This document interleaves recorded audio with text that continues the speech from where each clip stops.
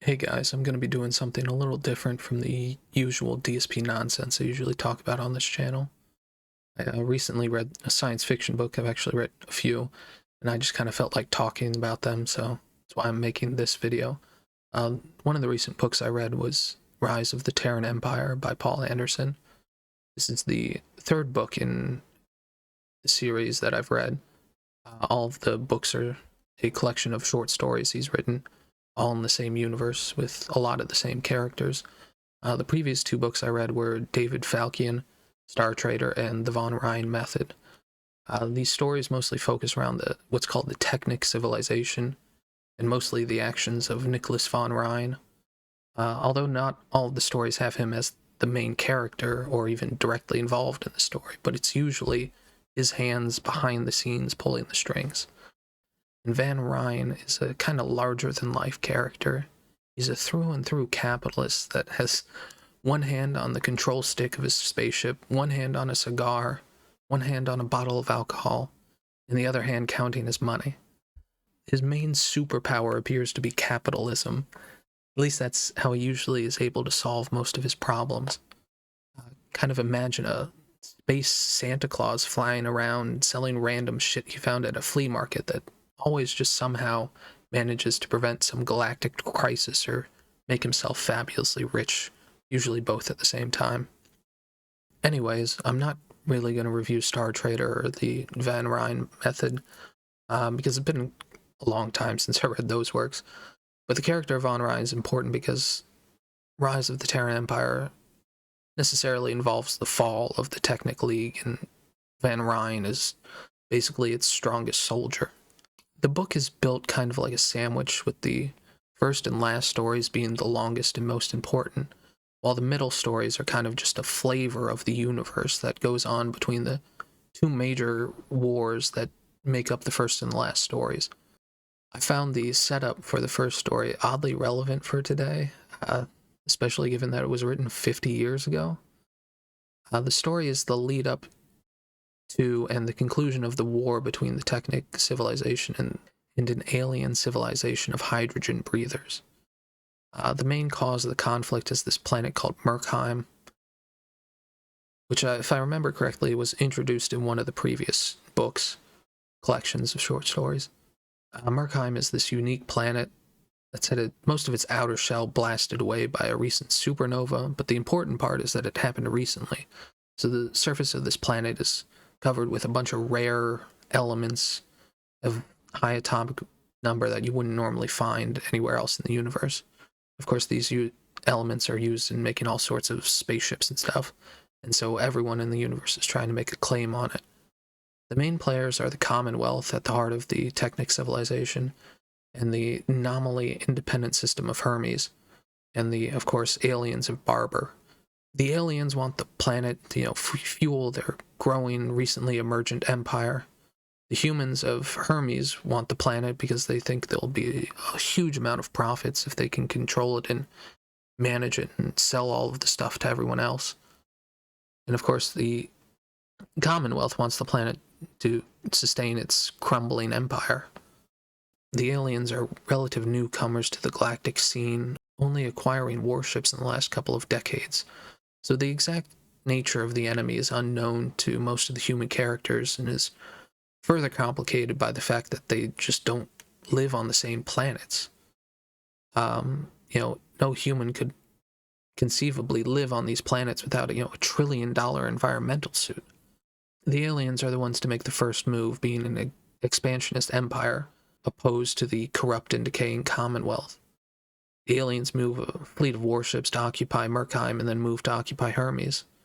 There's this great scene, I think, that really depicts how soft or just really unprepared human civilization has become.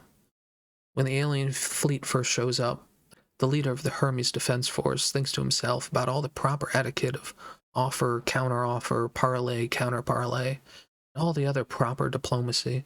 He's mentally preparing himself for the necessary weeks and months of waiting and discussions. And of course, the aliens say, surrender now or we're going to shoot you. And this, of course, mentally devastates them. So the government of Hermes, which is basically a feudal society, comes up with this plan to have their warships escape, seek refuge on Earth, while the rest of the planet surrenders. And with the fleet will go the Prince of Hermes, who just so happens to be the son of Nicholas von Rhine from a previous fling with the Queen before she became the Queen. The goal of escaping is, of course, to rally support and hope the Commonwealth will one day be able to wage a successful war against the aliens and eventually liberate the planet. The problem being the corrupt and slow-moving nature of the current Commonwealth. The main political players in Commonwealth space are the government itself, the home companies, which are the mega corporations that have most of their assets and activity in and around the Sol system, and are therefore the most integrated with the government. There's the Seven in space, which are mega corporations that have most of their dealings far away, and of course independents like Nicholas von Rhine. Von Rhine has some interesting things to say about the current state of the Commonwealth, such as democracy being the biggest enemy of capitalism, and that the biggest threat to democracy is this political bill that they discuss in the story about pensions being guaranteed by the state and controlled by unions. And that's one of the biggest threats to democracy, according to von Rhine. Which is a bit strange to hear from von Rhine that he's, in the previous story, has been the greatest defender and soldier of capitalism and self-determination. And yet, he hasn't quite completely given up, but he's kind of resigned himself to not being able to defeat the coalescing of power.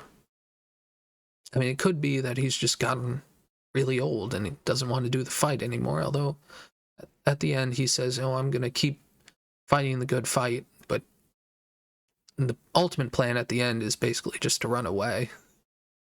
So it could just be that power coalesces and von Rhine has found himself outclassed and ostracized because of his constant contrarian nature to the levers of power.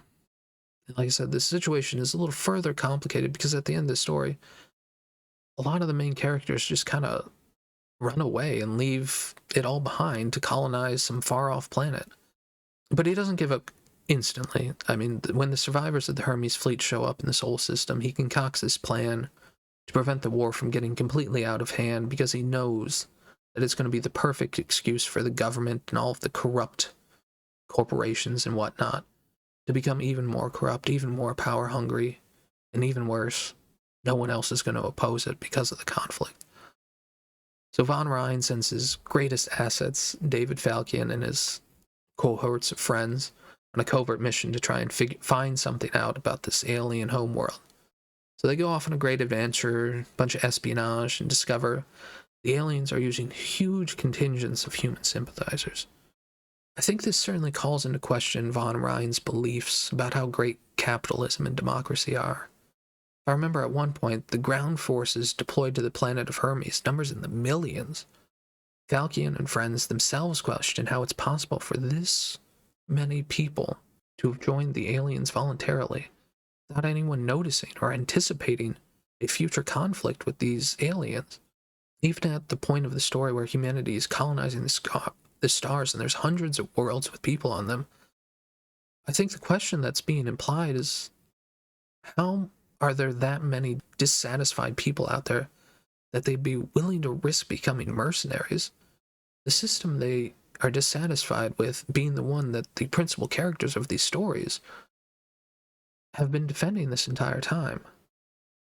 Although the current iteration of the Technic civilization is much more corrupt and decaying than what even von Rhine wants it to be.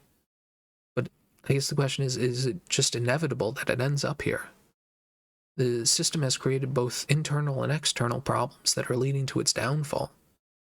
Internally, the system of democracy has led to the coalescing of power, the main example in this story being the intertwining of pensions with political institutions like unions. The external problems caused by all the people that have been kind of left behind by the inherently hyper-competitive nature of capitalism, to the point that they see the only way forward for themselves is to literally join an expansionist alien empire. And of course, there is some commentary at the end of this book about how the wheel of time keeps turning, these ages rise and fall, and so maybe the implication is just that there is no correct system, which might be the correct answer, since after the fall of the Technic civilization is the Terran Empire, which is very differently because it's basically a feudal society with knights and hereditary titles. I just think it's very strange for your system your main characters have been fighting to preserve basically self-implodes, and they're almost powerless to stop it. The introduction, which was not written by Anderson himself, talks about how these stories are about people fighting to stop the coming age of darkness, to push it back and hopefully make it shorter. I think that's one of the things that ended up kind of disappointing me, is that I'm not exactly sure that I see that happening in this story. Again, at the end, the characters that have been the last two collections of stories just kind of run away and basically absolve themselves of all of it. Now, these characters are at much different points in their lives than in the previous stories. Von Rhine being an old man and Falkian starting his own family, and so I guess they have pretty good reasons to run away, but it seems like the stories are a little at odds with themselves. The previous stories are about these heroes using the superpower of capitalism to save the day, and outthink all of their authoritarian enemies, determined to place the yoke around the necks of free men, only for them to find themselves powerless and locked out at the 11th hour by the very fruits of the system they were indirectly defending. Maybe that's the point. The only thing you can really save is you and yours. And I think the messaging is further complicated by the ending. Eventually, the conspiracy is uncovered, and the man behind it is a man who's revealed to have been slighted by the nobility and the social hierarchy of Hermes. This entire war he's been orchestrating is secretly a conspiracy to get his revenge upon the society of Hermes. And he just also happens to be a president of one of the 7 in space megacorporations. I thought this story was coming to an ideological battle between a true believer that wanted revenge and the kind of ephemeral nature of a decaying capitalist democratic system. But that's not what happens. The very feudal society that created the main villain is the same one that Von Rhine uses to win the day. The Hermes fleet that escaped earlier at the beginning of the story essentially becomes Von Rhine's personal army, because its leader is his biological son. Capitalism's greatest soldier is forced to become essentially a feudal lord, to the point I don't even think he pays the wages of his soldiers. And the ideological battle is further complicated by the way our heroes win the day. Essentially, all of our alien ships are built by the 7, but because they're evil, greedy capitalists, they intentionally design the ships with planned obsolescence, so that the ships would slowly leak out hydrogen and just stop working. Even though the technology exists to prevent this, they want customers they can control. And so Von Rhine commands his personal army led by his son to go conduct a terror campaign around the galaxy, blowing up factories controlled by the 7 to the point that they lose so much money they stop supporting the aliens. And then the main instigator of all of this, in his 30 years of conspiracy, essentially gets killed off-screen in a ground battle for the liberation of Hermes. I know not every story has to have a message, but it's hard to think there isn't one when the weakness of the Barbarite war machine essentially reads like a post from r/socialism. And it's kind of confusing to me to have our heroes constantly talk about loving freedom and such, but the very tools they claim are what gives them freedom are also the same weaknesses that allow them to defeat their enemies. So I guess I ended up kind of a little disappointed, mostly, I guess, from my own expectations of expecting some sort of ideological battle that just never really happened. I feel like the beginning sets up all these interesting questions that just kind of never get answered.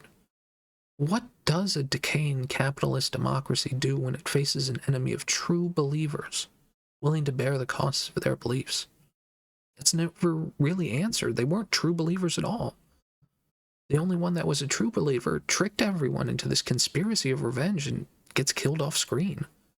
Our heroes are constantly talking about how the system is decaying around them, but as much as they try to stop things from getting out of hand by ending the conflict before the mobilization of the military-industrial complex of the Commonwealth is able to grasp a firm hold of society, at the same time they completely end up collapsing the balance of power between the 7 in space and the home companies. They essentially cripple the 7 in space and allow them to be utterly consumed by the home companies, who are now becoming even more incestuous with the government every day. One step forward, two steps back is kind of what it feels like. I mean, maybe I'm making a little bit of a mistake of arguing with the intro that was written by someone who isn't actually the author of the work, but I don't see our heroes effectively holding off the fall and setting up the resolution to the Dark Ages that are going to follow. It isn't really directly related to them. I think it's well written with fun turns, and I just kind of ended up being a little disappointed and confused by the meta narrative at the end. Although I admit that's mostly self-inflicted, the story didn't answer the questions it wasn't asking, I was the one asking them. But maybe I just strangely was seeing too much of modern times in this story and expecting some answers.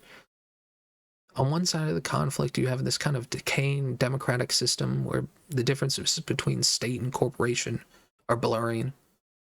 On the other side, you have this invading force from a planet of cold, unimaginably large expanses.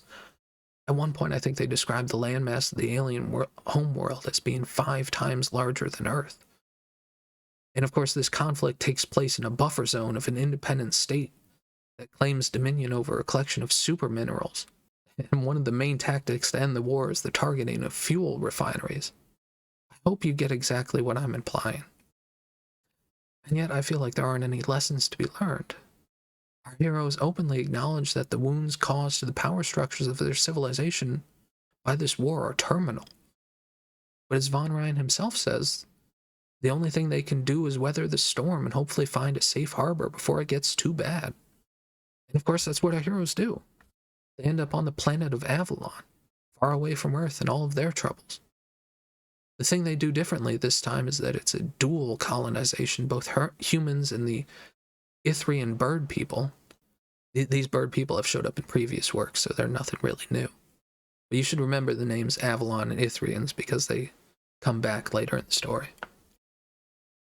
I also find the middle stories are a lot shorter than the first and the last, and I think they're just kind of there as like a connecting tissue from the end of the Von Ryan saga and really the beginning of the Terran Empire, although it's not exactly the beginning, it's sometime after the founding of the Empire.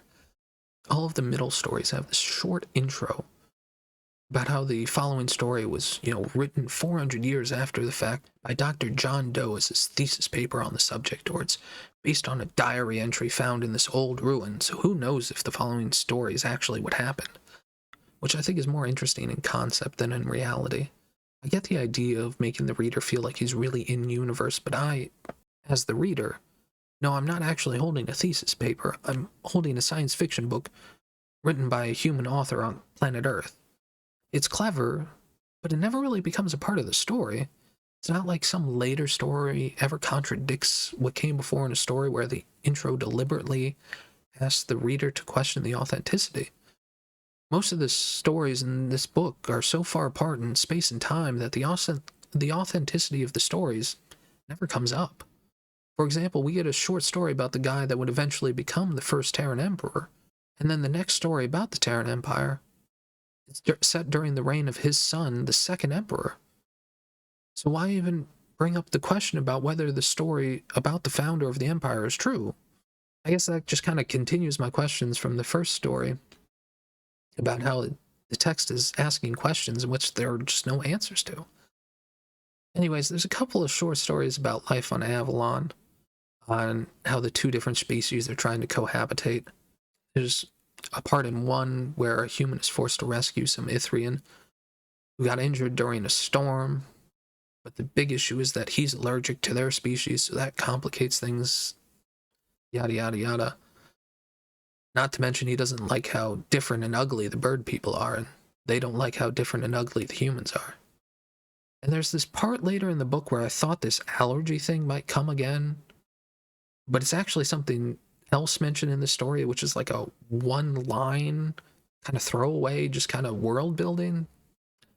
I don't know if that's good writing. I mean, consequences to something mentioned in one paragraph in an earlier work? Was it pre-planning or just randomly throwing breadcrumbs on a page? Who knows? There's somewhat a weirdly big time jump between the end of the first story, set 100 years before the collapse of civilization, and then the troubles of the barbarian invasions and pillaging, And then the last one takes place during the reign of the second emperor. I get that's kind of the point. The series spans thousands of years, but the story of how the first emperor crowned himself sounds so much more interesting than reading about a bunch of teenagers trying to rig a sailboat so they can get out to sea before the storm comes. And these middle stories have some weird romances to me. I get that they're short stories, but this stuff happens fast, man. In the first one, the man that would go on to found the empire starts his personal war against the barbarians. And the female character's romance arc just seems to come very abruptly. She seems to go pretty quick from being grateful that her fiancé tricked the alien abductors so she doesn't get turned into a bag of meat or worse, to saying that the guy that's planning this mutiny, who ends up becoming the first emperor, is crazy and he's going to get them all killed, to saying the guy that's leading the mutiny is a megalomaniac that's going to get everyone killed, to saying she fell in love with him. In about that many words. And the only interaction we see between them is when this guy explains that, in order for his new empire to be maintained, it's going to need people of good breeding stock to maintain the bloodline. Which I guess is a great pickup line? Maybe. Granted, the story is told from a third party's point of view, but she goes from being fearful to ride or die within a week, maybe two. And the reason I bring it up is because it seems to keep happening in the other stories. There's a short story about a patrol ship from the Terran Empire going to try and find some hidden alien civilization. The captain of the ship forcibly abducts who's been to that part of space and survived before. He's a disgraced noble, and the captain threatens to shoot everyone unless he agrees to come. He then gives her this weird psychoanalysis about how she's some middle-aged career woman who secretly wishes to retire and have a family. He then spends the entire trip to the alien planet drunk like a river in his personal cabin, and when they finally arrive on the alien planet and get into a bunch of trouble there, this noble guy tries to play both sides against each other for his own benefit, leading to the captain saying, "You've quintuple crossed us for the last time. I love you." Which is even worse than the last example. It's not even from the point of view of a third party. I literally thought I'd missed a page or something. I don't know, it just seems to happen multiple times in different stories. But I mean, I think the stories are well written, and they're engaging. The guy leading the mutiny, well, except for the one about the people rigging the sailboat, I thought that was just, you could skip that. I don't think you'd miss anything. But the story about the guy that leads this mutiny and has the exact kind of personality you expect from someone that plans to create his own empire and eventually does. These hidden aliens that the Terran Empire tries to find are an interesting take on psychic powers in a sci-fi setting. Like I said earlier, these middle stories are just kind of brief glimpses into the time between the first and the last stories, and they aren't all that related to each other. But the final story is definitely related to the first. It's the planet where the descendants of all of our previous heroes have fled to, and their conflict with the empire that rose from the ashes of the civilization they left behind. Avalon fell under the dominion of the Ithrian Empire during the Troubles between the fall of the Commonwealth and the rise of the Terran Empire.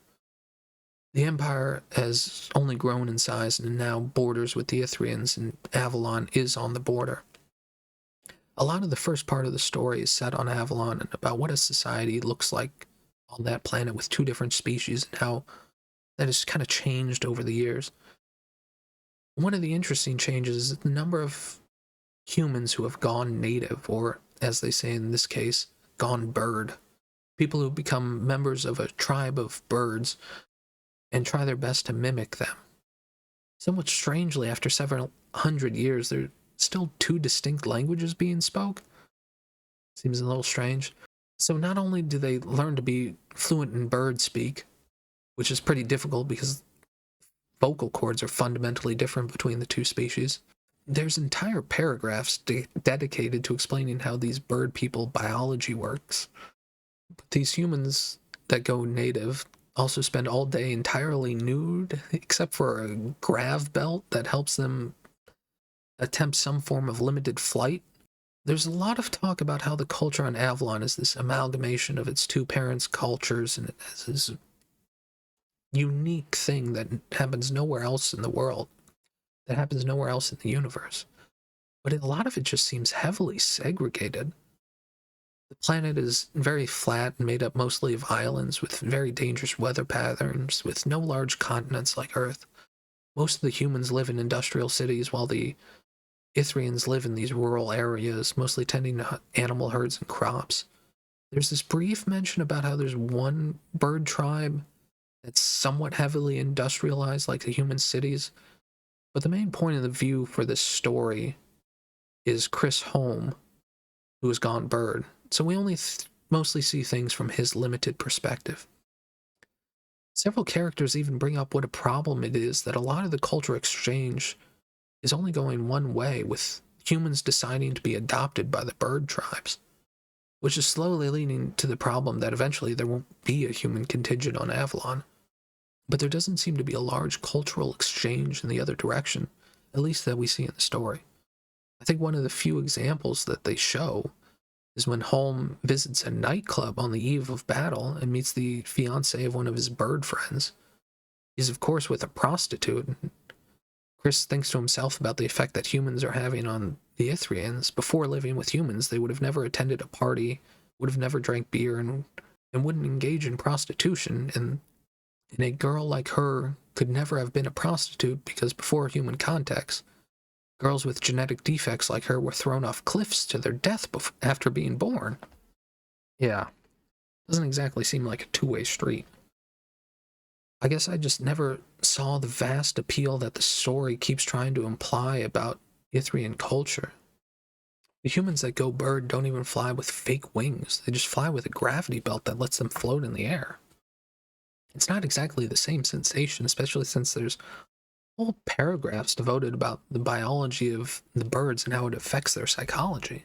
The birds have this biological supercharger in their chests that lets them compress air when they flap their wings. This gives them a huge boost to their metabolism that essentially works like a mild high with a subtle sexual nature to it. We see an example of this during the space battle where one of the Ithrian crew of a ship strapped themselves into their specially made harnesses that stimulate their biological supercharger while they remain stationary in the ship. The entire crew starts getting hyped up and releasing pheromones that just amplify this effect. But none of that exists in human biology. The thing that allows humans to fly isn't even attached to their biology, it's technology. So I really question what this story puts forward about there being this huge draw to going bird, especially given how many other parts of the text explain the fundamental psychological differences between the species created by their fundamental biological differences. And the worst part is that after all of these years adopting the bird culture, Chris meets this chick of good breeding stock on the beach, and he's suddenly like, hold on. I'm questioning all of this bird shit now. I exaggerate. It's not that quick. But in a couple of months, he goes from thinking human girls are stupid to getting jealous when this chick is talking to another guy, despite having spent most of his life trying to become a bird.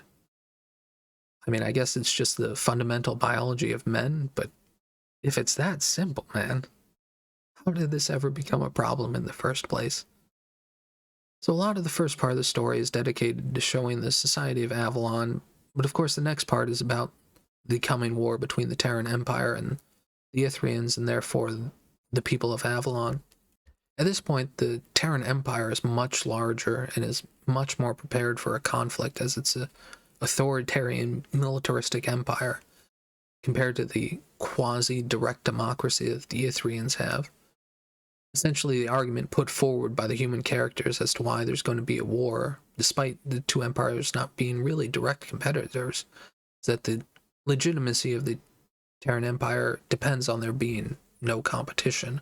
And so this is kind of a preemptive conflict to bring the Ithrians under their dominion. There's also a suggestion that this is being pushed for by a Terran noble near the border so he can increase his stature in the Empire and increase the size of the territory under his control. Of course, the conflict goes exactly how you would expect for an empire 10 times the size of the other, except for the planet of Avalon. There, the people of Avalon have laid a trap. The meager Ithrian fleet is chased off by the much larger Terran fleet in the outer reaches of the solar system. When they get to Avalon, there's this lone dreadnought orbiting the planet, and when the Terran commander orders his ships to close and blow away the final enemy ship, the trap is sprung. Hundreds of dormant satellites and ground-based weapons start firing their lasers and missiles at the Terran fleet, destroying a bunch of ships and forcing them to disengage out of range. Despite the Ithrian central government eventually surrendering to the other Terran fleets invading their space, Avalon itself refuses to surrender. This leads to a standoff as the Terran fleet draws up more reinforcements to prepare for a long siege. There's a bit of a parallel here between the first story and this one. The people of Avalon are against joining the Terran Empire because of all Terran citizens have the right to travel to any planet in the Empire. So they're worried about becoming a subject of the Terran Empire, and their culture could be destroyed due to immigration.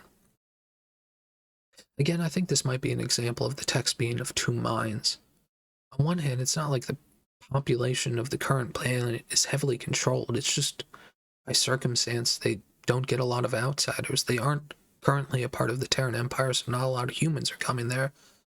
And the Ithrians, by their nature, aren't very nomadic, or at least they don't travel between planets very often. And as I said before, the culture here does seem very segregated. There's a couple of examples shown of cross-culture ideas, like some flying nudists, prostitutes, and birds that wear dress shirts. The leader of the planet also openly talks about how a lot of the humans are adopting the bird culture, but not the other way around. And there's just the bigger question of just how did this loosely populated planet, where a majority of the population seems to live in these rural communities, get the heavy industry to build the largest defense network in the entire galaxy? The story kind of attempts to hand-wave it away by explaining that it's the future, so everything can be automated, and with just enough prep time, an entire industry is able to autonomously produce hundreds of satellites, launch them into orbit, build laser cannons on the ground that are so big they can use oceans as cooling fluid. It's the future, so everything can be automated. And then, of course, build the thousands and thousands of nuclear missiles that all of these defense sites use, and this, of course, was somehow entirely able to be kept a secret because supposedly most of the islands on this planet are uninhabited, which again kind of raises a little question of, if it's this easy, why isn't every planet like this? What makes Avalon unique? The entire defense project seems to have been thought up by one man who's the human governor of this planet, who just happens to, of course, be Christopher Holmes' father. When he talks to the Ithrian governor about the plan, it comes across that they just kind of tacitly agreed to let him do whatever he wanted for this defense plan. Again, the characters keep talking about how there's like this great new culture that came from two different groups living together, but each side has their own beliefs and goals. Since the Ithrian tradition is a quasi-direct democracy, there's a vote to see if the people of Avalon should surrender or allow the siege to continue. The Ithrians vote overwhelmingly to support the continued resistance, to the point that they openly imply they're going to commit genocide against any tribe that votes to surrender. Seems a little extreme. The humans, on the other hand, are much more mixed, with a large minority supporting surrender to the almost entirely human Terran Empire. Two groups don't even see eye to eye on the ultimate authority over the planet. Now, while this debate is going on, one of the Terran ships crash lands on the planet, and the crew is picked up by Tabitha Falcon, the human female of good breeding stock I mentioned earlier, and her bird business partner, who's this bloodthirsty madman that just wants to kill everyone. Tabitha spares the captain of the ship from her business partner's bloodlust and allows him to live in her home. The captain tries to convince her that she should use her influence to convince the planet to surrender. The Terran Empire doesn't want to turn the planet of Avalon and all the people on it into an irradiated wasteland, but they certainly have the firepower to do it. And then the two fall in love. I guess it's just more of that good breeding stock thing coming in. Tabitha being the great-great-granddaughter of David Falcon of the previous stories, and Captain Philippe Rochefort. being the great-great-grandfather of the hero of the next saga of stories, Dominic Flandry. It's like poetry, it rhymes. Now, Tabitha herself does come across as this mythical middle ground between the Ithrians and the humans, not giving into the extremes of other sides and being able to adapt either persona at will when it benefits her. Eventually, Captain Rochefort escapes during some drama and returns to space to meet up with the sieging Terran fleet. He thinks he's acquired some information about the potential weaknesses of the Avalon defenses, but I don't know how the Terran fleet falls for the same trap twice. At the start of the conflict, there was an Avalon dreadnought that was orbiting above Avalon, so the Terran fleet tried to destroy it quickly, but that was a trap. When enough ships got close, the defense weapons opened fire and destroyed a bunch of stuff. It was too good to be true, and the Terran fleet got punished for it. But this time, when they get information about an island on the equator that's uninhabited, lightly defended, and surrounded by mountains, and is perfectly defensible, I just have to ask, how do they fall for such an obvious trap? I mean, especially when the admiral of the fleet himself points out that all of the people that have escaped have the exact same story. How do they fall for the same trap twice? And of course, the obvious trap is indeed a trap, and the invasion force that lands slowly gets poisoned by heavy metals being released by the plants on this island they land on. So instead of the invasion force slowly dying, the Terran fleet agrees to end the conflict and give Avalon special privileges as a member of the Empire, thus ending the war. Again, just one of the weirder questions, how much heavy industry is existing behind the scenes of the story we see? Part of the problem might just be that we have this restricted point of view from someone that went native and lives in kind of the rural sections of the planet. We get brief glimpses into the larger political scene when there's a few parts told from the perspective of Holmes' father talking to the other governor of the Ithrians. They talk about how Holmes' little defense project required some resources, but the implication is that wasn't a huge amount that they allowed Holmes to manage, and yet he apparently single-handedly used autonomous drones to launch hundreds of heavy-duty satellites into space, build laser cannons and ICBM launchers all over the planet, and on both of the orbiting moons as well. And part of the plan he came up with was to lure the invasion force into this trap where they would get poisoned, so he intentionally preemptively built medical facilities that ends up treating 500,000 soldiers.